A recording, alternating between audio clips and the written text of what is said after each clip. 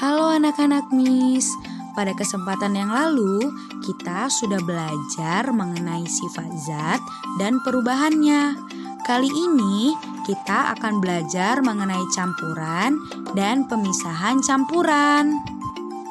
Sebelumnya kita harus tahu dulu apa yang dimaksud dengan unsur, senyawa, dan campuran.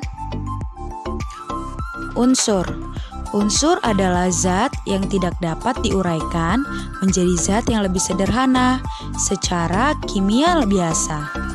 Unsur terdiri atas satu macam atom. Lambang unsur ditulis dengan dua cara sebagai berikut. Yang pertama, menggunakan satu huruf terdepan dari nama ilmiah dan ditulis dengan huruf kapital. Contoh unsur karbon dilambangkan dengan C. Yang kedua, menggunakan dua huruf dari nama ilmiah. Huruf pertama ditulis dengan huruf kapital, diikuti huruf kedua dengan huruf kecil. Contoh unsur natrium dilambangkan dengan Na. Berdasarkan sifatnya, unsur dibedakan menjadi unsur logam dan unsur non-logam. Yang pertama, unsur logam. Mempunyai ciri dapat ditempa dan direnggangkan, mengkilap jika digosok, memiliki titik didih dan titik leleh yang tinggi, konduktor listrik dan panas, serta berwujud padat pada suhu kamar kecuali raksa. Contohnya ada di tabel sebagai berikut. Yang kedua, unsur non-logam. Bersifat rapuh dan tidak dapat ditempa, umumnya memiliki titik didih dan titik leleh rendah, bermassa jenis rendah, bersifat bukan konduktor kecuali grafit, tidak mengkilap meskipun digosok kecuali intan, dan dapat berwujud padat, cair maupun gas. Contoh unsur non-logam dapat tertera di tabel berikut. Selanjutnya, senyawa. Senyawa merupakan zat tunggal yang terbentuk dari dua jenis unsur atau lebih. Berikut adalah ciri-ciri dari senyawa.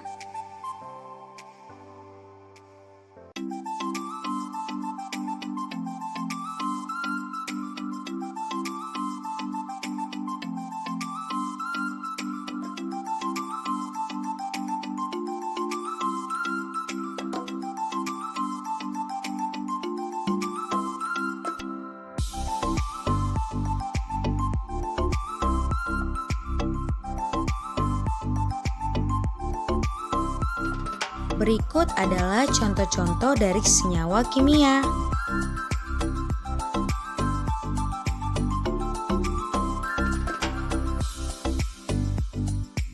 Unsur sudah, senyawa sudah.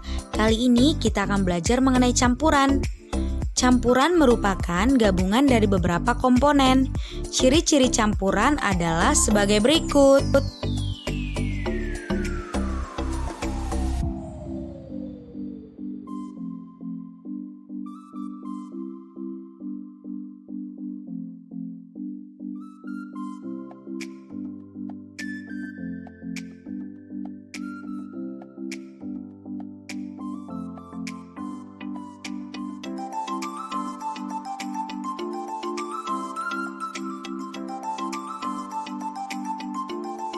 Campuran antara zat terlarut dengan zat pelarut dibedakan menjadi tiga, yakni larutan, koloid, dan suspensi.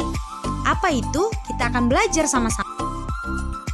Campuran homogen atau larutan tersusun atas zat terlarut dan zat pelarut dengan ukuran partikel hampir sama. Ukuran partikel larutan kurang dari 10⁻⁷ cm. Campuran homogen tercampur sempurna, terlihat bening, tembus cahaya, dan tidak ada endapan.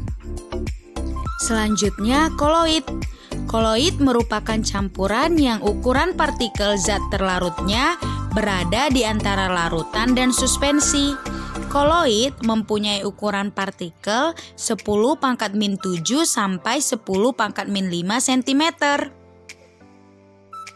Yang terakhir, campuran heterogen atau suspensi. Tersusun atas zat terlarut dan zat pelarut yang berbeda ukuran partikel dan massa jenisnya. Ukuran partikel dalam suspensi lebih dari 10⁻⁵ cm. Campuran heterogen tidak tercampur merata, terlihat keruh, tidak tembus cahaya, dan membentuk endapan. Campuran dapat dipisahkan secara fisika dengan beberapa cara berikut ini. Simak ya. Yang pertama, metode filtrasi atau penyaringan. Metode filtrasi merupakan pemisahan campuran berdasarkan perbedaan ukuran partikel komponen penyusunnya. Hasil penyaringan diperoleh filtrat atau hasil penyaringan dan residu sisa penyaringan atau ampas. Yang kedua, evaporasi. Evaporasi merupakan proses pemisahan zat padat dari larutannya dengan cara menguapkan pelarutnya, misalnya pemisahan garam dari air laut. Yang ketiga adalah kristalisasi. Kristalisasi merupakan proses pembentukan kristal zat terlarut dalam larutan dengan konsentrasi tinggi atau sangat kental saat melewati titik jenuhnya. Misalnya pembentukan gula batu. Yang keempat, metode kromatografi. Kromatografi adalah cara pemisahan campuran berdasarkan kelarutan setiap komponen di antara dua fase berbeda, yaitu fase gerak dan fase diam. Misalnya pemisahan zat warna dalam tinta. Yang kelima, metode destilasi. Destilasi adalah cara pemisahan komponen dalam campuran berdasarkan perbedaan titik didih komponen-komponen penyusunnya. Misalnya pemisahan alkohol dan air, pemisahan komponen bensin. Selanjutnya, metode atraksi magnetik merupakan suatu cara pemisahan campuran berdasarkan perbedaan sifat kemagnetan komponen penyusunnya. Misalnya pemisahan serbuk besi dari tanah. Selanjutnya yang ketujuh yakni merupakan cara pemisahan campuran berdasarkan perbedaan sifat menyublim komponen-komponen. Misalnya pemisahan kapur barus dari zat pengotornya. Selanjutnya, metode ekstraksi. Ekstraksi merupakan proses pemisahan campuran berdasarkan perbedaan massa jenis antara komponen penyusun campuran. Misalnya, pemisahan kloroform dengan ether.